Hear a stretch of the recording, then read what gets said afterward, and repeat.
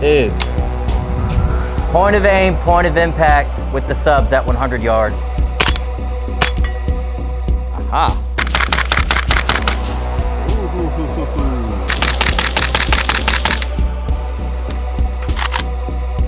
Whoa, we had one little mouth. I think we should probably make it a 30-round group.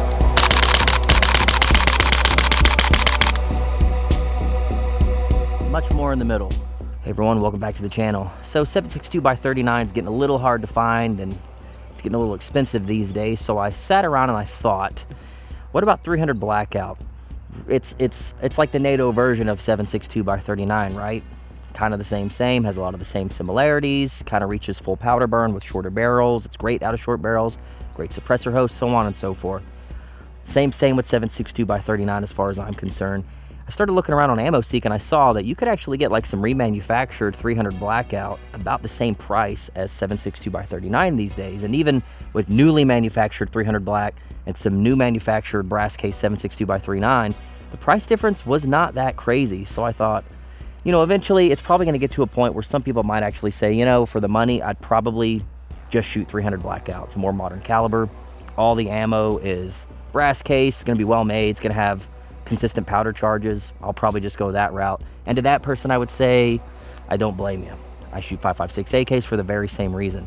But if you still wanted that 30 cal pill, I noticed this gun being sold not too long ago. And that is the 300 Blackout Palmetto State Armory Krink.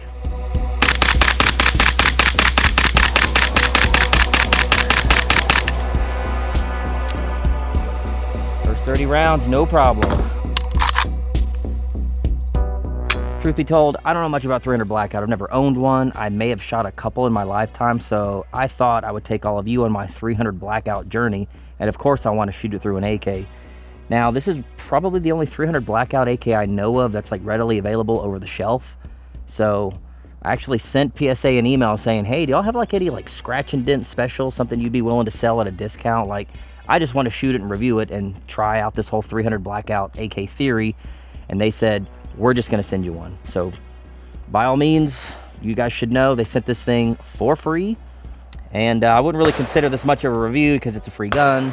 And if I say anything good about it, people are just going to say I'm a shill. So let's just talk about 300 Blackout AKs in general, shall we? I want to point out, I've heard this guy shooting all day. Haven't heard steel ring one time. Haven't heard it once. Today we're going to shoot a whole bunch of reloaded full power 300 Blackout. And we have a little bit of MagTech 200 grain.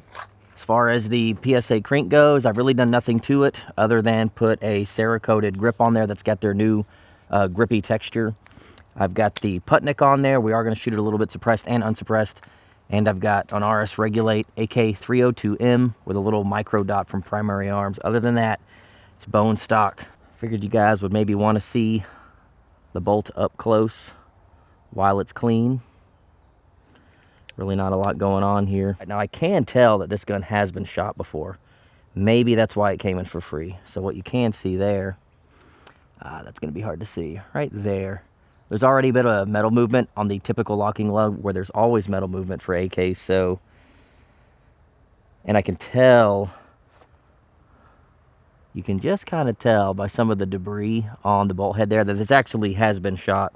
I don't know if this was like a return or a refurbished one or something, I don't know, but it definitely has been shot before, and I would say probably shot more than just the function checking rounds at the shop. So we took the can off, why the hell not? Let's go ahead and see if this thing functions with full power ammo without the added back pressure. It's the factory booster.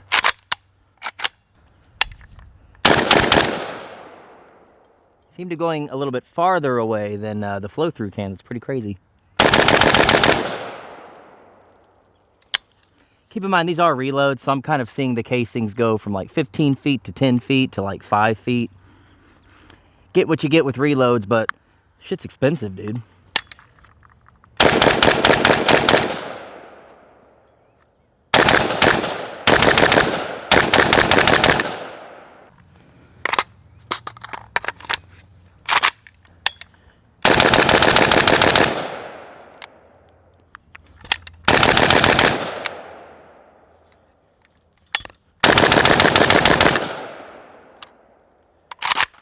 All right, first 3 mags, no problems. Better start than the 5.56 Krink had all those months ago. Granted, we're only using brass case today, but they are reloads, so we'll see. So here's kind of the crazy gas system.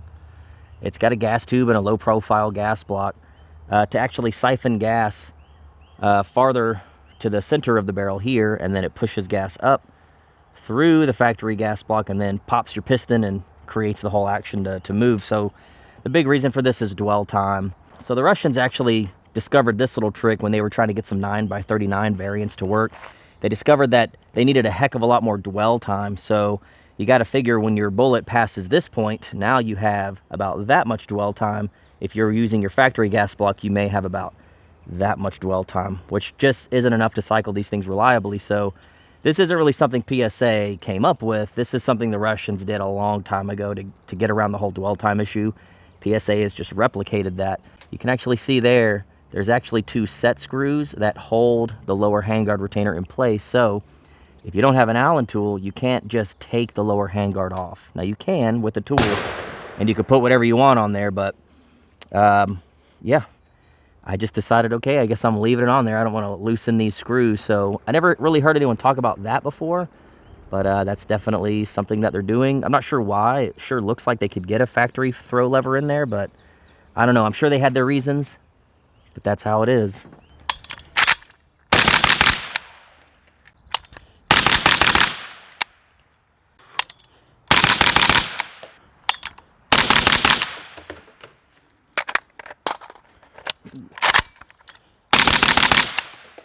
A little slow going in, but let's see if it works now.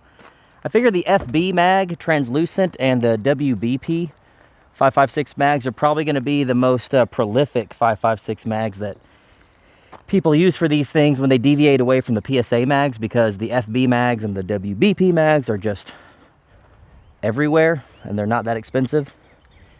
Honestly, though, I think those PSA mags are so cheap and inexpensive that it's probably a better option than these, even though these look sick. They look pretty titties.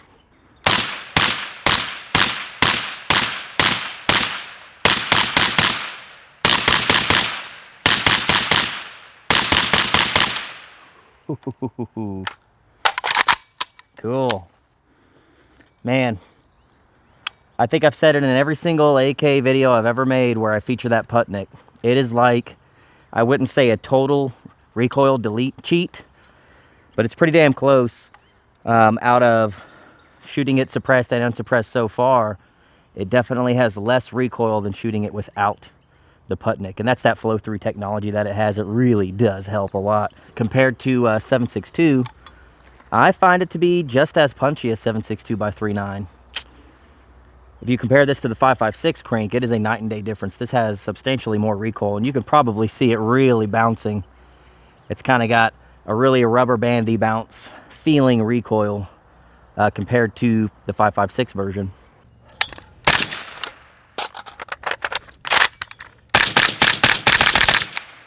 The WBP mag flows in a heck of a lot better than that FB mag.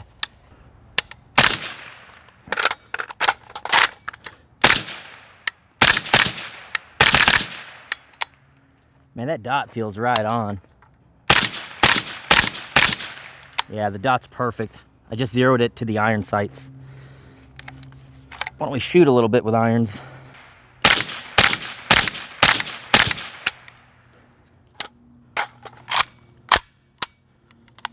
Six mags in, no problems. It's kind of been boringly reliable so far. Okay, so I know everyone wants to hear some subs. So the first subs that I have here are the 200 grain MagTech Subsonic 300 blacks.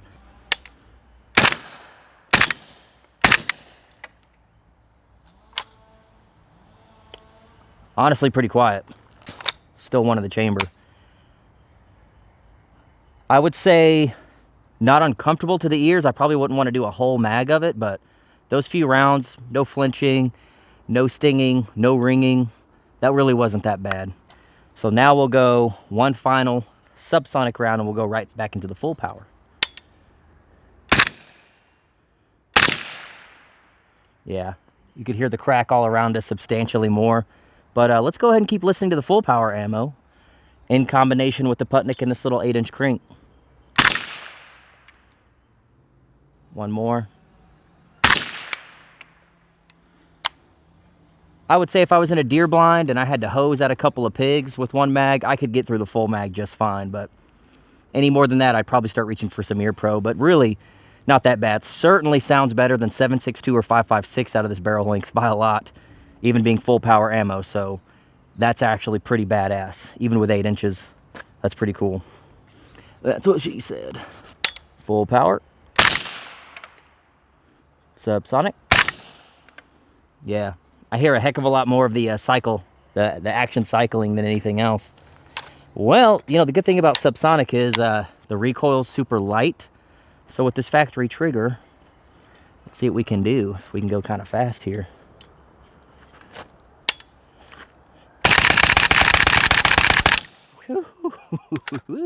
I would say yes.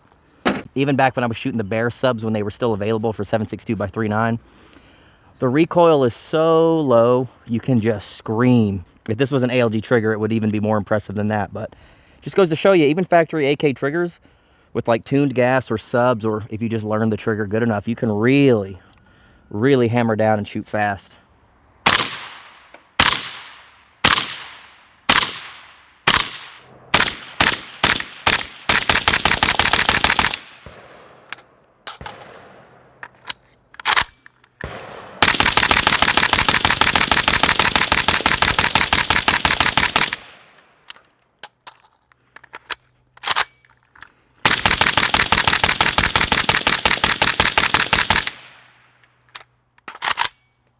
Whoa, we had one little mouth.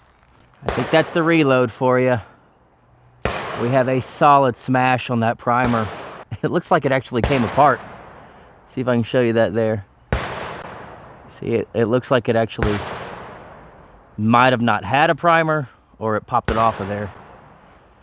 I don't think that's the gun's fault at all. I had a few more left in that mag.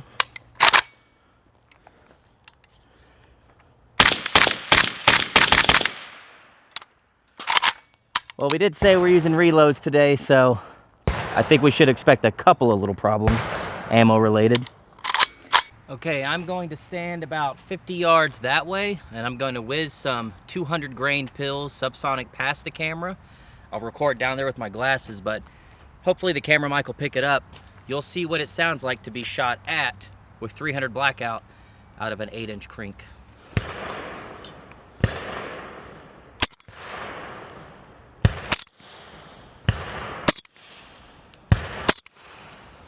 Okay, a little burst.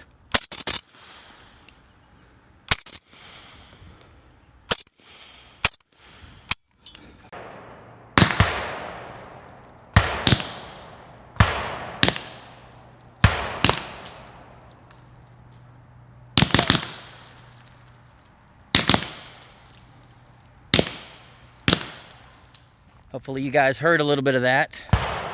Let me know what it sounded like down in the comments below. I'm gonna have to wait until post-edit so I can hear it. This thing has just had no mechanical issues to speak of.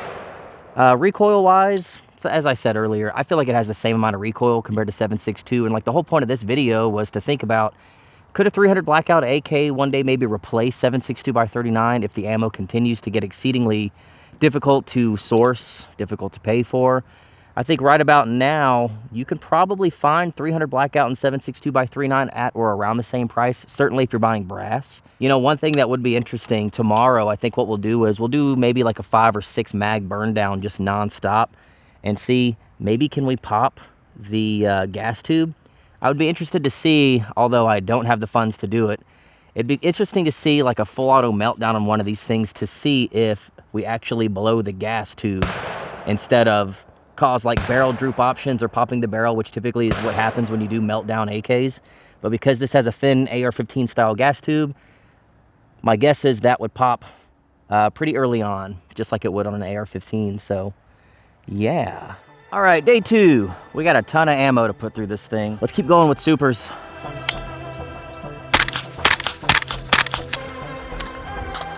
Whoop.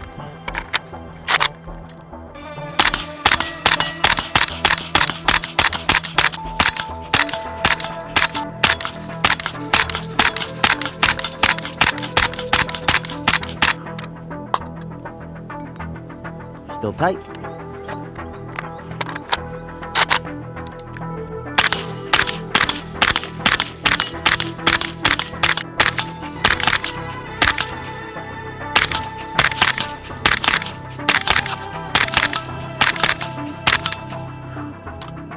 Hopefully we don't pop that gas tube today.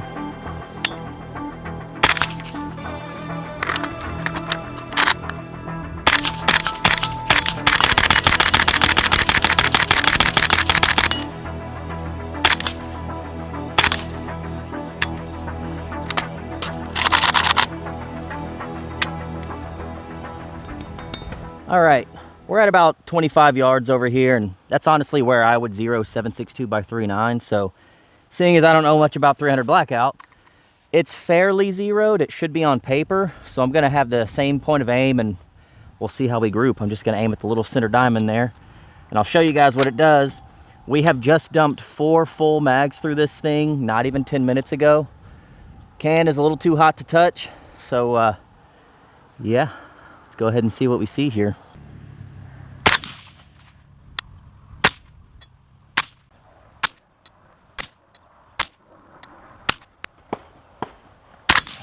All right,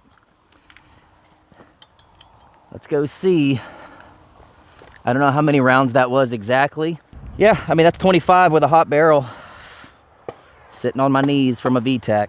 I think we should probably make it a 30 round group.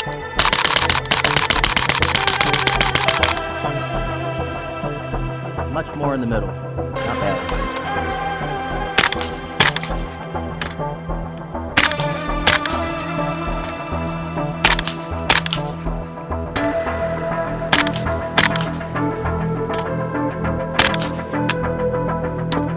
Not bad. Did the can loosen? You bet your balls it did. Man, bummer about the Putnik. With seems like any of these 30 cal AKs that it threads onto, it just cannot stay tight. And then eventually it gets so hot where you have to like get a tool or one of my handy dandy silencer shop gloves to come tighten it up.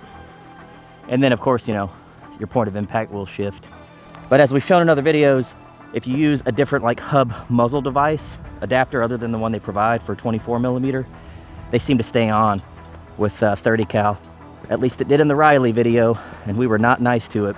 It's got to be over 4,000 rounds through this thing. It has been in so many videos at this point.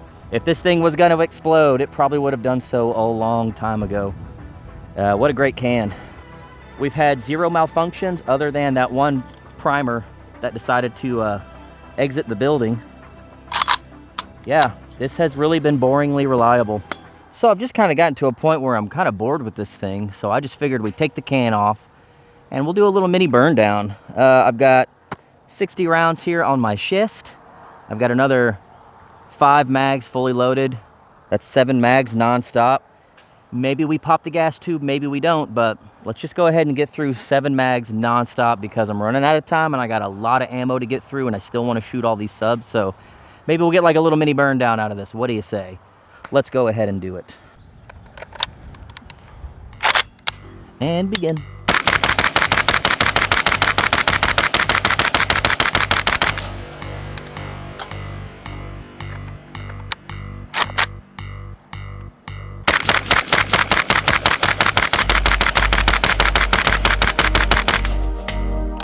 Yes, sir.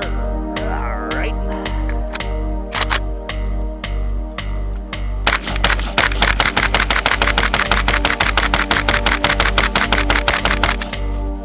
Finger has officially gotten tired.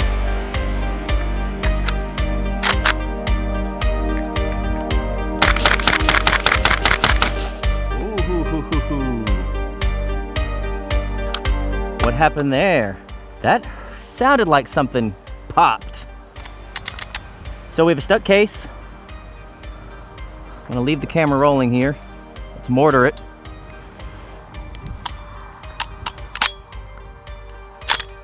That was a fired round, failure to extract.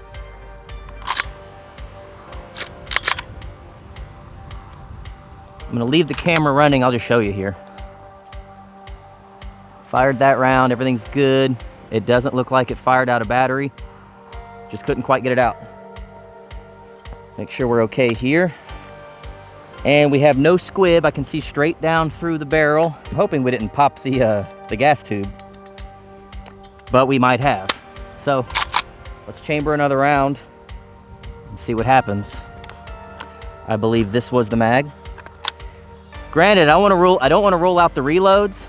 That very well could have been a reload thing, but something just felt weird on that last shot. I'm gonna hold this kind of away from my face here. I think we're still in business. Might have been a reload thing. Still going.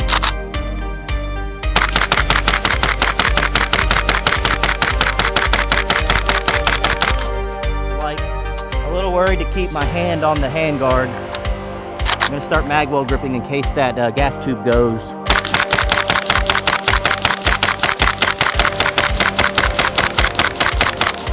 Ooh, finger's tired. Finger is tired. All right.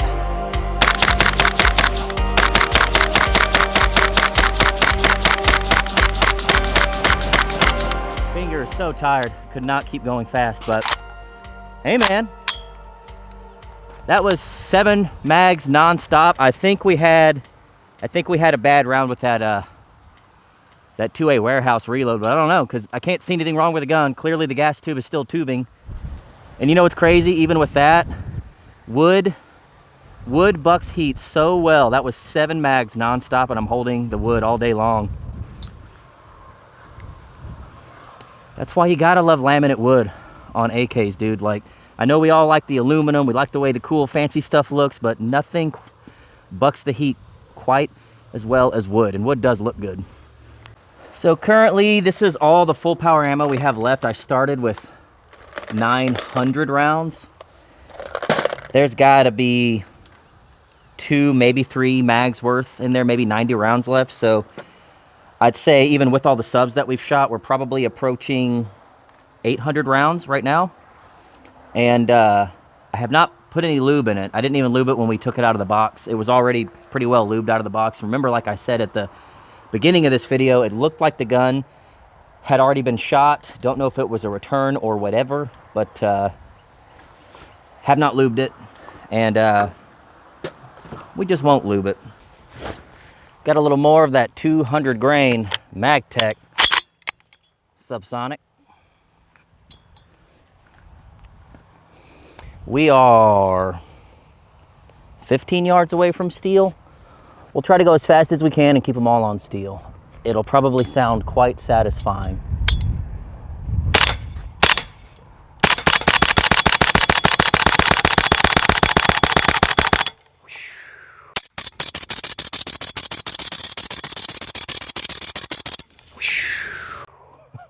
Even at this distance, it's just barely wiggling that steel 8 inches with subs.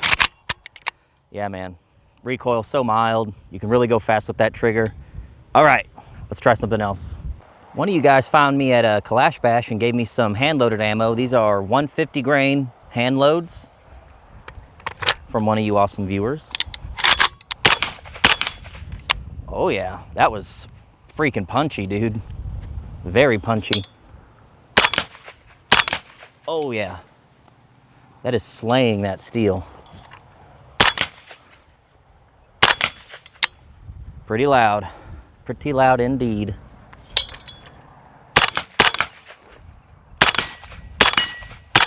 Oh dude, that sucker hits with a thunderous blow. Out of the 8-inch barrel, the 150 seems to be quite nice. I think we had a malfunction. Looks like we had one fail to feed with that ammo. Yeah, it cracks that little guy pretty good.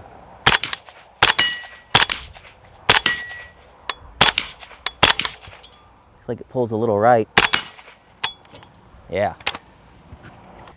220 grains of 300 Blackout power, baby. It's definitely louder than the factory loaded 200 grain and has a bit more recoil.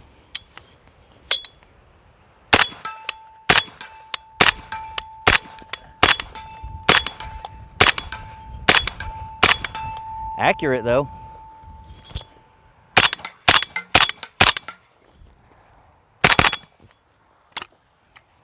Yeah. That would be a pretty cool load.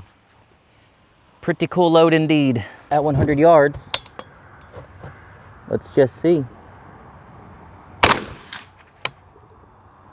Does pull right.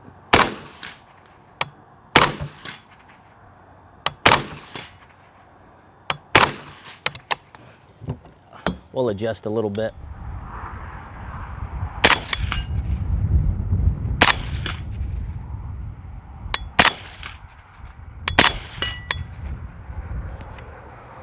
Oh, these are tiny.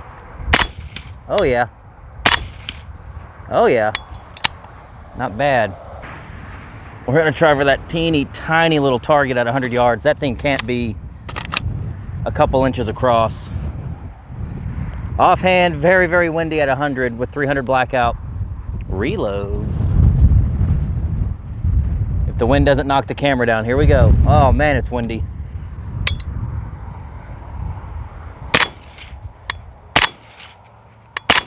Hit! You know, this thing really will do it out to distance. That's about a 2-inch circle at 100 yards. Lots of wind. Let's see if we can't hit it one more time.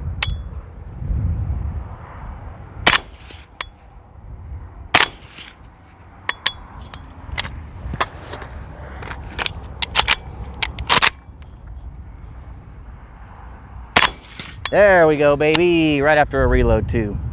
That is a difficult shot. And all we did was tighten up our zero at 100. And this thing's pretty capable, dude. We're getting close to the end of the ammo here, by the way. Let's take some more shots at 100. That wind is crazy. It's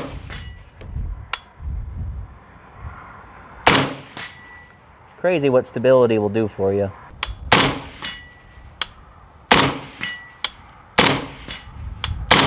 So the star of the show have been these 200 grain MagTech subs. Got a full mag here. Let's just see what they do at 100 yards.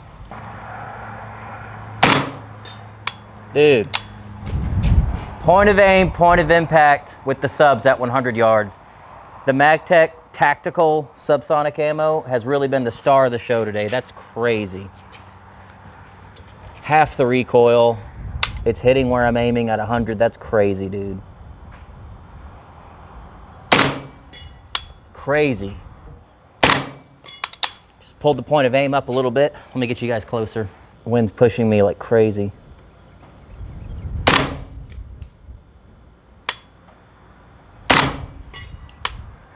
I'm like having to pick my spots for the wind to die down, but it's pretty cool that this stuff is hitting with the same zero. Because I remember some buddies of mine were telling me they didn't like 300 blackout because the zero changed so drastically from subs to full power when they would shoot, and they didn't like that. Well, I'm here to tell you, the ammo that I have selected is using the same zero.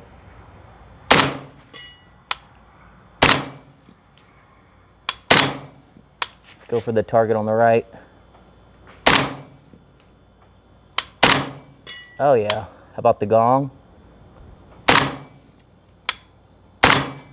Oh, that one makes a good noise. Oh, oh, oh.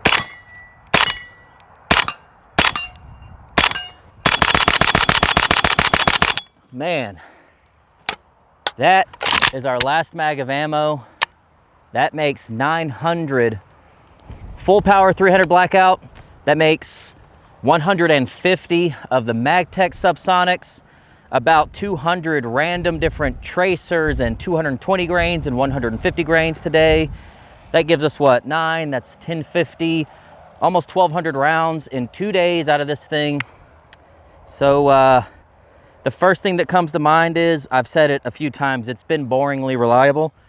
And I would say the chips were kind of stacked against it because we used reloads this whole time. The majority of all this ammo, 90% of it, all reloads. This really wasn't like supposed to be a PSA 300 blackout review per se, because it's like I say at the beginning, when people get guns for free for reviews, most people just don't really, it's not like a true review at that point, and I can definitely see where people are coming from. I understand, you know, people can get compromised. They don't want to damage relationships with companies and all that. But so, you know, take what I'm saying with a grain of salt. I think I've got just about every single round today and yesterday on camera. And yeah, dude, it's just been boringly reliable. The wood's still there. Our goon tape is still there. Even when we did that 7 mag dump out of this thing, I thought we would probably get close to popping that AR-15 gas tube because that's a lot of ammo. But it's still there. It's still running. We had that one weird issue. So I would say out of the 900 rounds that we had 2 bad rounds. We had one that had a weird, like, it almost sounded like a squib round, but the barrel was clear and it didn't quite fully extract. And the one where the primer had just completely popped off the round. We showed you that, guys, earlier. So on behalf of 2A Warehouse, which I paid full price for that ammo, they don't know I'm doing this right now, but dude, for the price, that ammo was pretty damn good, dude. I gotta say, I have had so much bad luck with reloads, but keeping a YouTube channel going, that's all I can afford. I just can't afford new ammo all the time. I just cannot do it. Can't produce these videos with new production ammo all the time. That 2A Warehouse stuff was really, really good for the price, I would say. The MagTech, I gotta say, that is some of the most pleasant shooting, surprisingly accurate, good sounding ammo that I've ever shot suppressed. That was some really cool stuff, the 200 grain MagTech. So 2 thumbs up for that ammo. Yeah, the Putnik, dude. This is another 1,200 rounds on this thing. I don't know what the current round count is, but this Putnik has been freaking abused.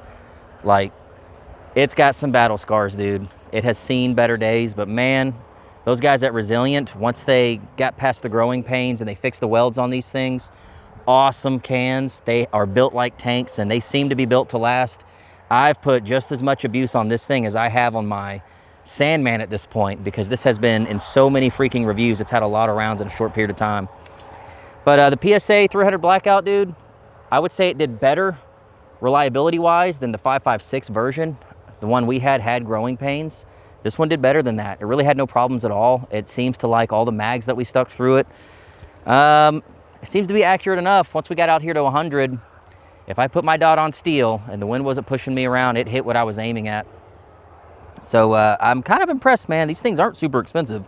I'm honestly surprised. So I appreciate y'all watching. What do you think about the 300 Blackout Krink? And what do you think about 300 Blackout in general? Could it be a replacement for 7.62x39 for a little while at least, since the price is kind of getting same? And certainly if you end up buying these reloads like I did, I had great luck with them and I saved a hell of a lot of money buying the reloads compared to new production. 2A Warehouse seems to be pretty good. So, you know, your mileage may vary, but what do you guys think? I think I might be buying some more 300 Blackout to keep shooting through this thing. Certainly if I'm gonna have a suppressor day, and I definitely want to try to get this thing out here at night with those tracer rounds. That'll be in a future video. All right, y'all, that's all I have for you. The PSA 300 Blackout Krunk wasn't bad. We'll see you next time.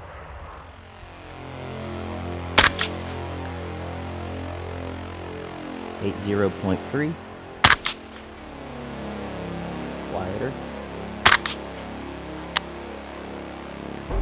Yeah, definitely not a great tool here. It's like 1 decibel difference, so should probably invest and get an actual one. Drop an F in the chat for this damn thing. Freaking Amazon stuff, dude.